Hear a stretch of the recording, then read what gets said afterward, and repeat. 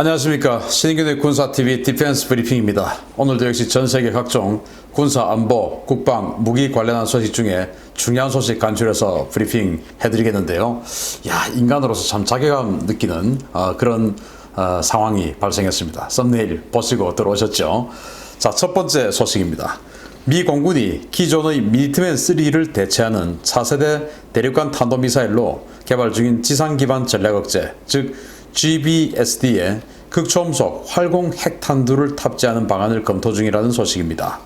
미 공군이 지난 8월 12일 차세대 ICBM과 관련한 극초음속 활공체의 내열 기술 관련 기술 요청서를 발행했으며, 이는 극초음속 활공탄두에 핵탄두를 탑재하기 위한 것이라고 디펜스 뉴스가 현지 시각 20일 보도했습니다. GSBD는 미 공군이 2027년부터 실전 배치하는 차세대 ICBM인데요. 사거리는 1만 킬로미터 이상이고 탄두는 300킬로톤급의 열핵탄두인 W-87 모드 1이 잠정 결정된 바 있습니다. 이 미사일은 현존하는 미국의 최신 미사일 기술이 총동원될 예정인데요. 러시아 ICBM과 마찬가지로 적의 탐지를 회피하기 위한 저피탐 설계부터 적의 요격수단을 회피할 수 있는 다양한 첨단 기술이 적용될 것으로 알려졌습니다. 미 공군은 이런 GBSD에 극초음속 활공 탄두를 적용해 적의 미사일 방어 체계를 보다 효과적으로 돌파하면서도 이 활공 탄두의 위력을 극대화시킬 수 있는 핵탄두 적용을 추진 중인데요. 이것이 구현될 경우에 적성국에 대한 엄청난 압박이 될 것으로 보입니다. GBSD 사업은 850억 달러가 투입되어 450발이 생산될 예정인데요. 현재 노스롭 그루만이 단독 입찰자로 참가해서 올 9월 계약 체결이 준비되고 있습니다. GBSD 지금 오랫동안 미니트맨 3를 썼고, 그러다가 이제 냉전 끝나기 직전에 이 미니트맨 3를 대체하는 피스키퍼 ICBM을 만들었다가 가격이 너무 비싸고 위력이 너무 강하고, 위력이 너무 강하다 보니까 과거 이제 소련과의 전략무기 감축 협정 스타트 할 때 그 피스키퍼 이제 빼는 쪽으로 이렇게 갔고, 그래서 미국은 ICBM 지상 기반 ICBM 대신 SLBM으로 그냥 올인을 하는 핵전력을 구상을 이제 구비를 했죠. 그래서 미니트맨 3는 냉전 이후로 거의 성능 발전이 없었죠. 그랬는데 지금 전략무기 감축 협정이 끝나는 이제 상황이 되고, 또 러시아와 특히 중국이 이 핵전력을 너무나 가파르게 상승시키고 있기 때문에 미국도 이 지상 기반 ICBM도 이제 성능을 아주 발전시키고 있습니다. 특히 이제 중국이나 러시아 같은 경우에 SLBM이라든지 아니면 공중에서 발사하는 핵미사일이라든지 이런 것들은 SLBM 같은 경우는 미국의 잠수함이 워낙 강력하기 때문에 또 위력을 발휘 못할 헌터킬러 당해서 위력을 발휘 못할 수도 있고, 또 공중발사는 제공권을 잃을 수 있기 때문에 또 발사 못할 수도 있고, 이제 그렇기 때문에 중국이나 러시아는 지상 기반 ICBM 아주 지금 신경을 쓰고 있는데, 미국도 이제 우리도 하자 해서 지금 하는데, 문제는 이제 아직은 전략무기 감축 협정 기간 내에 있기 때문에 미국이 이 미사일을 다탄두 미사일로는 만들지 않았어요. 왜냐? 다탄두 미사일 이런 숫자, 탄두 숫자 모든 것을 제한받고 있기 때문에 아직은 그냥 탄두 하나인 원탄두, 단탄두 미사일로 만들었어요. 그렇게 해서 300킬로톤짜리 열핵 증폭 핵분열탄이 이제 싣고 들어가서 때리는데, 그냥 한 발이니까 요격하기가 쉬울 수 있죠. 그래서 이제 이 마지막 탄두가 딱 분리되어서 들어가는데, 이 탄두가 그냥 일반적인 비행을 하면은 딱 정전 고도 찍으면 내리꽂는 고도 딱 그 각도가 나오니까 탄도미사일은 그냥 요격하기가 상대적으로 수월합니다.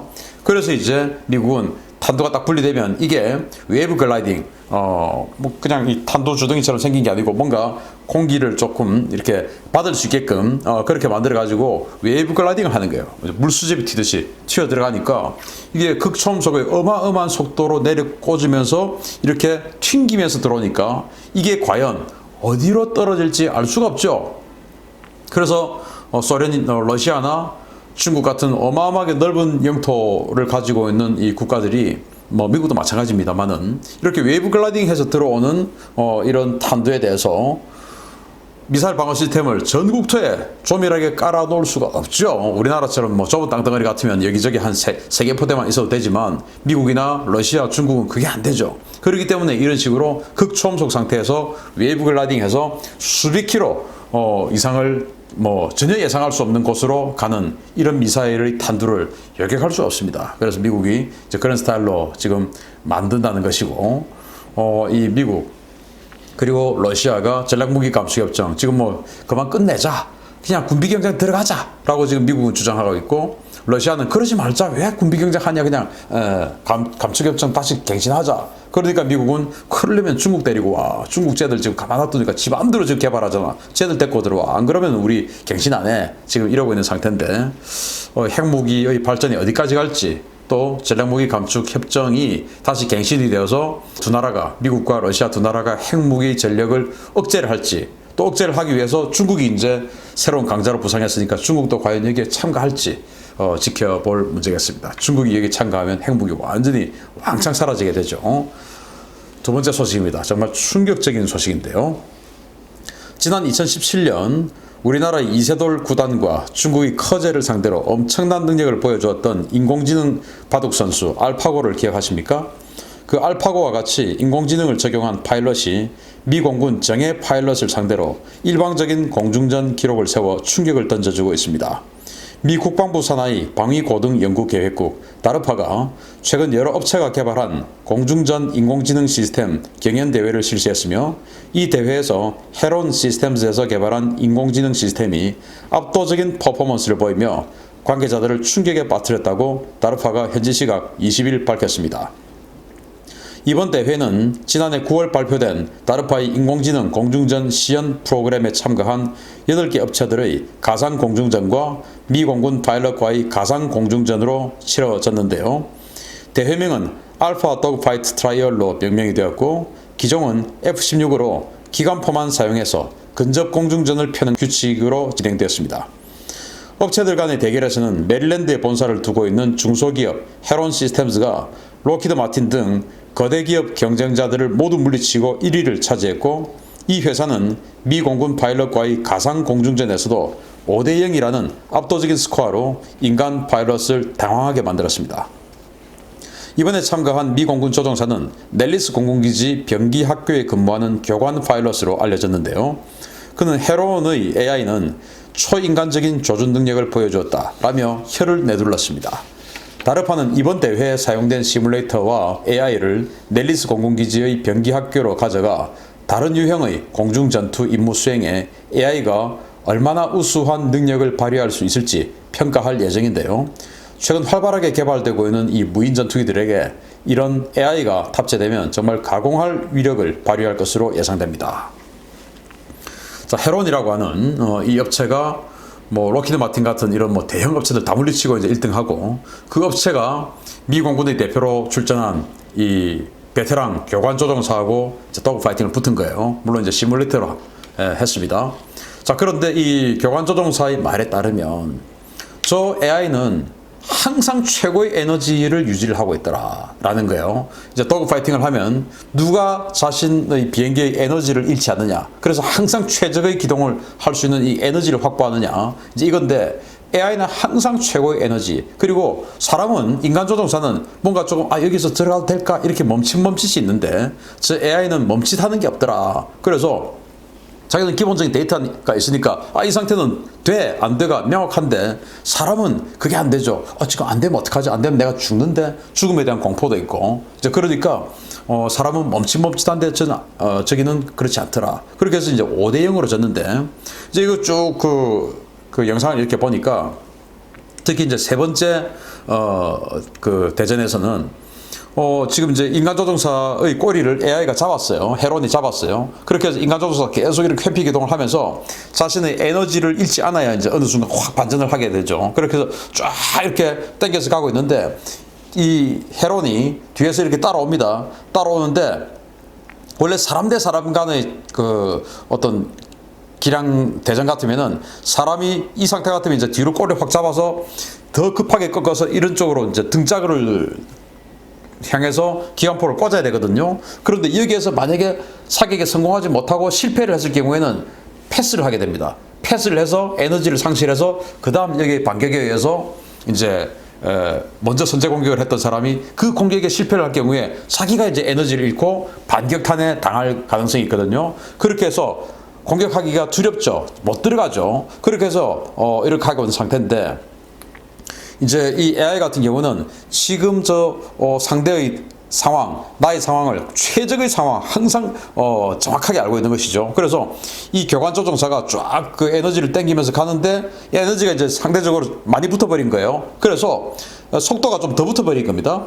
속도가 자기 생각보다 에너지가 더 많아져가지고 더 붙어버린 거예요. 더 붙어버리면 아주 미세하게 각도가 좀 커지죠. 속도가 붙어버리니까 당연히 회전 반경이 커져버리죠. 순간적으로 회전 반경이 살짝 커졌는데 이 AI가 끝까지 탁 따라오다가 계속 보고 있다가 살짝 반경이 커진 걸 보고 쑥 들어와가지고 이제 사격해서 등짝에다가 기관포를 갈겨서 이제 격추시켜버리고, 이제 이런 상황을 보면 AI는 틈을 주지 않더라.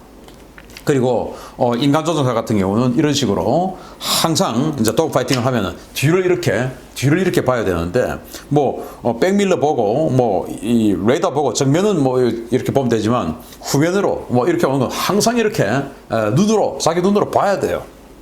그런데 눈으로 보는데 햇빛 때문에 갑자기 놓친다든지, 아주 점처럼 있던 게 사라진다든지, 뭐 구름 속으로 들어가 버린다든지, 이렇게 되면은 이제 낭패에 빠질 수가 있는데 AI는 절대로 상대를 놓치지가 않더라. 이게 이제 상대가 안 되는 것이죠. 이렇게 되면.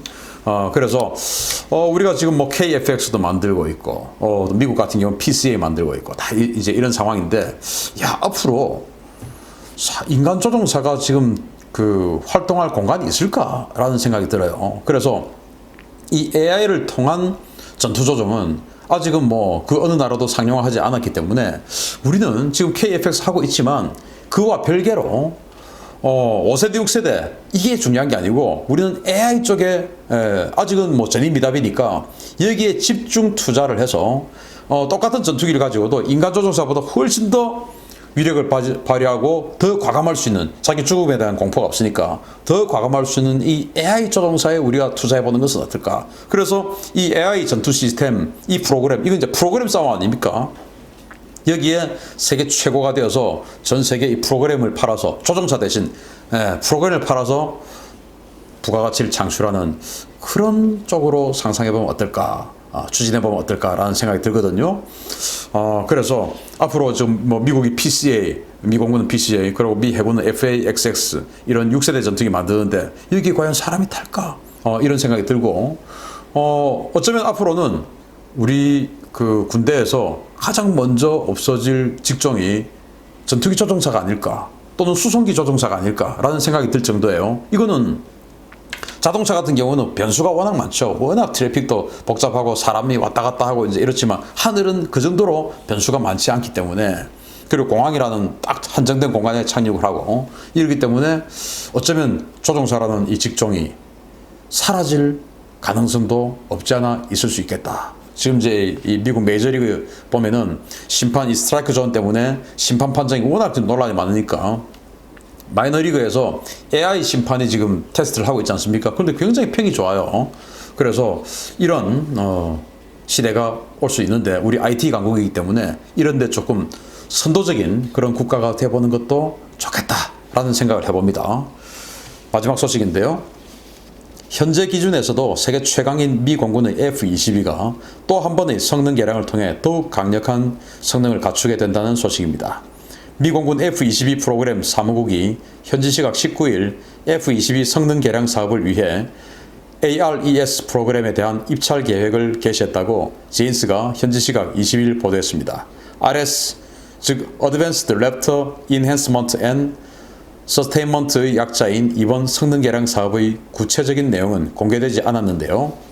전문가들은 이번 개량을 통해 F-22의 항공전자 장비와 무장 시스템 등이 크게 개량될 것으로 전망하고 있습니다. 미 공군은 최근 몇 년 동안 F-22에 대한 꾸준한 개량을 실시해서 임무 컴퓨터와 소프트웨어, 전술 데이터 링크 시스템 등을 최신형으로 교체하고 3세대 헬멧 통합 조준 시스템인 Joint Helmet Mounted Queuing System 2와 신형 공대공 미사일인 암람 D형과 사이드와인더 9X 그리고 SDB 폭탄 운용 능력 등을 부여하고 있습니다. 이번 개량은 레이더와 전자장비의 성능을 좀 더 향상시키고 기체 수명을 연장해서 전체적인 가동률을 상승시키는 것에 초점이 맞춰져 있는 것으로 알려졌는데요. 이런 개량을 마친 F-22는 20년 전에 등장했던 초기 F-22와는 비교 자체가 불가능한 압도적인 성능을 갖추고 있다고 평가됩니다. 미 공군은 F-22 장기 운용에 대비한 순차적 개량 계획을 언론에 조금씩 흘리고 있는데요. 2020년대 후반에는 레이저 무기를 탑재한 F-22의 모습도 볼 수 있을 것으로 보입니다. 자, 미국이 198대를 생산해서 세대가 추락하고 지금 195대가 남아있는 세계 최강의 전투기 이 F-22. 처음에 20년 전에는 컴퓨터 뭐 이런 여러 가지가 지금하고는 비교가 안 되게 열악했죠. 계속 발전되는 이런 그 첨단 장비들 계속 업그레이드 해가면서 이 하드웨어, 파워 이런 게 워낙 좋으니까 계속 업그레이드해서 20년이 지나도 지금 F-35가 나오고 있는 상황에서도 또 중국이 J-20, 러시아는 수호이 57 이런 20년 후의 스텔스 전투기가 나오고 있음에도 불구하고 F-22는 최강이다 라는 그런 평가를 받고 있습니다. 정말 이 하드웨어 처음에 만들 때 잘 만들어야 됩니다. 업그레이드 할 수 있을 그런 공간 충분히 확보한 그런 전투기 만들어야 되는데 저 조금 걱정이 우리 KF-X 너무 컴팩트해요. 이거 나중에 업그레이드 할 수 있을까? 그 공간이 될까? 근데 우리나라 보면은 탱크도 그렇고 군함도 그렇고 전투기도 그렇고 뭐든지 컴팩트하게 만들려고 합니다. 그러면 그때 당시에는 좋은데 이게 세월이 가면서 업그레이드를 할 때 뭔가 새로운 장비를 집어넣는 공간이 없어요. 왜 이런 계속 이어져 온 그런 폐단을 개선할 생각을 하지 않고 계속 그걸 답습해 가는지 안타까울 따름입니다. 지금부터 개발하는 추후의 신무기가 있다면 반드시 여유 공간을 확보한 상태에서 개발을 해나갔으면 좋겠습니다. 마치겠습니다. 감사합니다.